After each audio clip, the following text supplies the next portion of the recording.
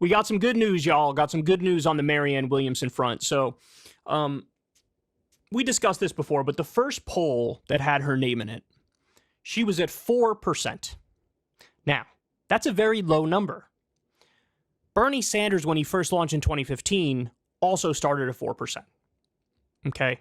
So that's just to impress upon everybody that these things take time. They need to blossom, and she needs to be exposed to more people, right?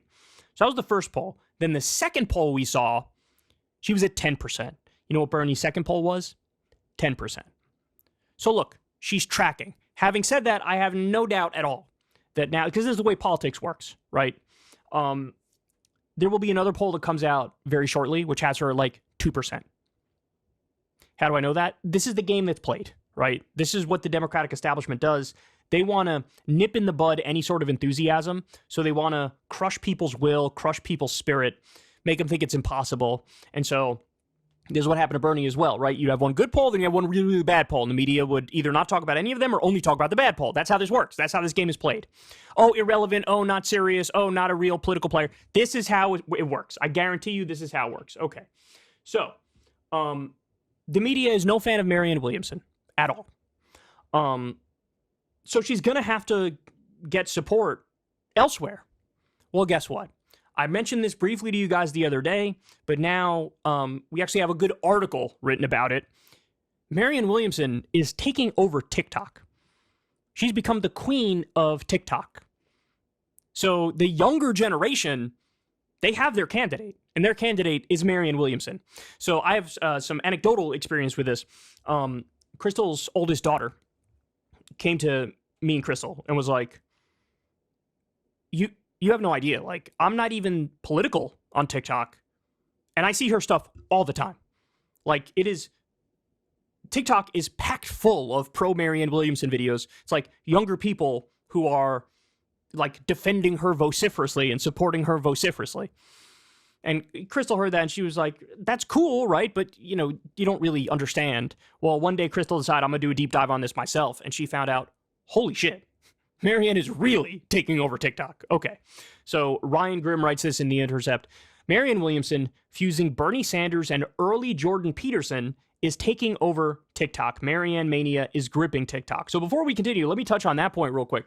I actually think that's a really interesting description from Ryan Grimm, because I think it's true, right? Like, Marianne Williamson is like part Bernie because the agenda is very similar, but also there's something she has that Bernie didn't have. Bernie's like the very, you know, blunt, straightforward, no BS, like universal healthcare, Medicare for all, higher minimum wage. The country's corrupt. Let's fix it. Like, just very boom, boom, boom, boom, boom, right? And I relate to that. I feel like I'm more, like that than I am anything else. But Marianne Williamson does have that thing where her background makes her more spiritual, and so she can connect with people on a level that I just can and Bernie can't, right? It's just not the same vibe. And that's sort of what Jordan Peterson had too. Now, maybe spiritual is the wrong word, or it's slightly off. It's not exactly correct, but I think you guys get the gist of what I'm saying. It's early Jordan Peterson gave young men who desperately needed it some guidance and a framework and the will to want to improve, right? It was all about the, clean your room, get your act together, act in the world like what you do really matters, because it does. He leaned more on the psychological themes and not almost at that time, almost not at all political. He became more and more political as time went by, but early psychology version of Jordan Peterson, self-help version of Jordan Peterson, really tapped into something which became a phenomenon with all these young men who were like, yes, this is what I needed. It's almost like he was the internet's dad. The young lost men on the internet, and I don't say that derisively, he was their dad. And for a while, he had a positive impact on those people until he became super political. Marianne Williamson, the internet's mom.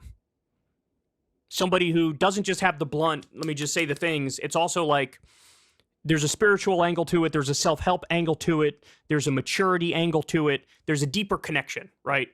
So I think that's a great way of describing it. So here's what he says. The kids may or may not be all right, but one thing is clear. They are super into Marianne Williamson. If engagement on TikTok is any indication, a Democratic presidential primary held today among people under 50 would result in a landslide for the best-selling author now making her second bid for the nomination. Williamson has only posted 65 videos on TikTok, yet has drawn more than 11 million views. That's crazy, according to a TikTok data counter. But there are also endless Maristan accounts, Marianne 2024 winner and Marianne for Prez among them, that post her speeches and rack up massive numbers. A scroll through the popular account, Real Democrat 20, turns up multiple Williamson videos, all generating eye-popping numbers for her treatise, I never know how to say that word, treatises on universal health care, corruption, gun rights, or abortion, including nearly 1 million views for whatever this is. I'm not going to click that link, but you guys get the gist. A recent poll found Williamson hovering above 20% with voters under 30, far higher than she reached in the crowded 2020 field, suggesting the buzz on TikTok is translating into real support, or that real support is producing the buzz on TikTok. Quote, "I'm obsessed with it," said Jessica Burbank, a leftist political TikTok star who posts as Burbank of the Marianne mania. Some reasons for the support are obvious. Videos of her pledging to wipe out student debt and remove marijuana from Schedule 1 have predictably gone viral, but so have others that speak more holistically about the political system and the corruption that limits the ability of people to have their voices heard or their collective will translated into public policy. And the one that mentions student debt and weed also includes a pledge to beef up the National Labor Relations Board, cut all government contracts with union-busting companies, here, and otherwise do everything she can as president to boost organized labor. The notion that Williamson, in her second run at the prize, can seize the Democratic nomination remains far-fetched, as she'd probably be the longest shot in American history to claim a major party nomination after maybe John W. Davis's surprise win at deadlocked Democratic Convention in 1924. The same poll had Joe Biden up 73% to 10 over Williamson, though her support rises to 14% in battleground states. Still, there's much to be learned about our current politics by taking seriously the phenomenon of her surging youth support. So he goes on to make the point, like, look, people were dismissive and smug about the rise of Jordan Peterson. People were dismissive and smug about the rise of Bernie Sanders in 2015, 2016, and then even in 2020 after he proved he was a contender in 2016. And so what he's doing is he's describing the beginnings, the bubbling up of what can potentially be another phenomenon moving forward. Now, that's yet to be seen, but certainly the ingredients are already there. Certainly you're already seeing the first stages of it, and then it's just a matter of what happens moving forward. So the other thing I wanted to show you guys is your boy gets a shout out. Look at this. Look at this. Let's read this portion here. Given the reputation Jordan Peterson has since earned himself, it's not the friendliest comparison in the wrong light. And I asked Williamson for her take on it. Quote, so now she's talking about Jordan Peterson. When he began, I really liked him. And I've watched with horror as he moves in the extreme right-wing direction, she said. When he began, his power lay in the fact that he was speaking to the whole person, but then he veered off into a strange direction. But the need is clearly there, she said. When you talk about being a figure that young men can look up to and learn from, I was really moved on my latest swings through New Hampshire and South Carolina to hear how many young men came up to me and said, "I'm here because I heard about you from Kyle Kulinski," she said, referring to the progressive YouTube broadcaster, and then proceeded to tell me things that had nothing to do with politics, that had to do with the fact that they had been floundering, not knowing what to do with their lives, going into what they called some dark places. Hey, your boy gets a shout out. Holla. Thank you, Marianne. Deeply appreciate that. Whatever little way I can contribute to helping people, I'm ecstatic about that. But I must be honest, I think the comparison to early Peterson is much more poignant when directed at her, because I am more just political. You know what I mean? Like, I guess sometimes I veer outside of that, but she touches on something which is a little deeper than that. And I think that's why she has the potential to go beyond just the Bernie movement. See, that's the thing. She's not trying to recreate the Bernie movement because Bernie didn't win. She's trying to go beyond the Bernie movement. And that's going to require new ingredients. It's going to require an upgrade. And the ingredients are there. It's just a matter of getting it to hold. And I said it once, I'll say it again, I'll say it a million times. We're going to get no help from the political establishment. We're going to get no help from the media. And it really is on the people at the grassroots to sort of get the word out. It really is.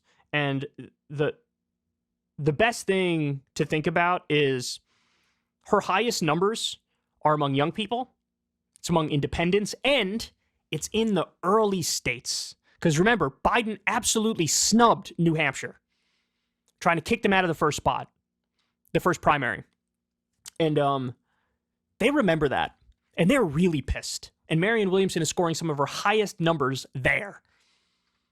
So that says something. Look, again, we're just seeing the beginnings of it. It's just bubbling up. But I'm happy that she's now getting at least some recognition. And this is something that can be built upon. You know what I mean? Because the biggest enemy every step of the way would have been complete and utter indifference. Now, I'm under no illusions. We're still going to face total indifference from mainstream media and from the political establishment, of course. But I'd rather them hate her.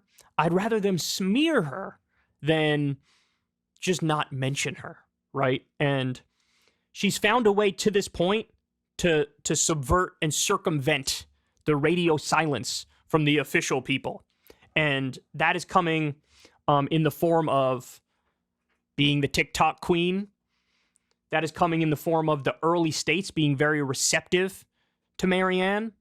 That is coming in the form of young people. And by the way, that's coming in the form of actually many in the older generation as well.